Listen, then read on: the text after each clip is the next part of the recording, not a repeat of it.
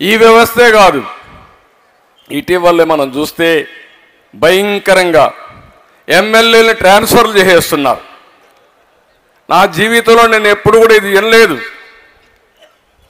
ఒక ప్రజా జీవితం అనేది పవిత్రమైంది.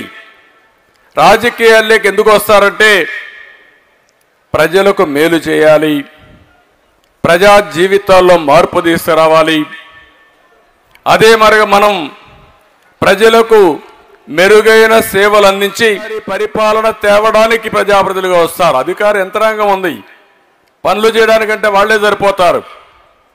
కానీ ప్రజాప్రతినిధి అనేవాడు ఒక ఆదర్శవంతమైన జీవితాన్ని గడుపుతూ తద్వారా ప్రజల్ని ప్రభావితం చేసే ఒక శక్తివంతమైన నాయకుడిగా తయారు కావాలి. ప్రజలను లీడ్ చేయాల్సిన అవసరం ఉంది. అతనే ప్రజాప్రతినిధి. అందుకే మీరు ఒకసారి చూడండి, ఎప్పుడో పుచ్చలపల్లి సుందరయ్య గారు, ఈరోజు కూడా మనం చెప్పుకుంటాం ఆయన జీవితాన్ని గురించి. అలాంటి వాళ్ళు చాలామంది. ఒక ఎన్టీ రామారావు గారిని గురించి చరిత్ర ఉన్నంత వరకు తెలుగువారు శాశ్వతంగా గుండెల్లో పెట్టుకున్న వ్యక్తి నందమూరి తారక రామారావు గారు. ఆయన ఏం చేశారని మీరు ఒక్కసారి ఆలోచిస్తే 60 సంవత్సరాల తర్వాత రాజకీయాల్లోకి వచ్చాడు. ఆయన జీవితం ఒక ఆదర్శంగా. ఆయన ఏం ఉద్యోగం కోసం రాలేదు, పదవి కోసం రాలేదు, డబ్బుల కోసం రాలేదు. డబ్బుల కోసం రాజకీయాల్లో అయారాం గయారములు కాకుండా ఒక నీతివంతమైన రాజకీయం చేయాలని రాజకీయాల్లోకి వచ్చి రాజకీయాలకే నూతన నిర్వచనం చెప్పిన ఏకైక వ్యక్తి నందమూరి తారక రామారావు గారు. అందుకే నేను ఆ మాట అన్నాను. ఒక పక్క సంక్షేమం, ఒక పక్క అభివృద్ధి, ఇంకో పక్క ఒక పద్ధతి ప్రకారం రాజకీయం చేసిన వ్యక్తి.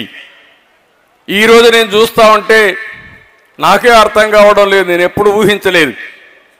ఒకసారి ఒక ఎమ్మెల్యే 5 ఏళ్ళు కష్టపడతాం.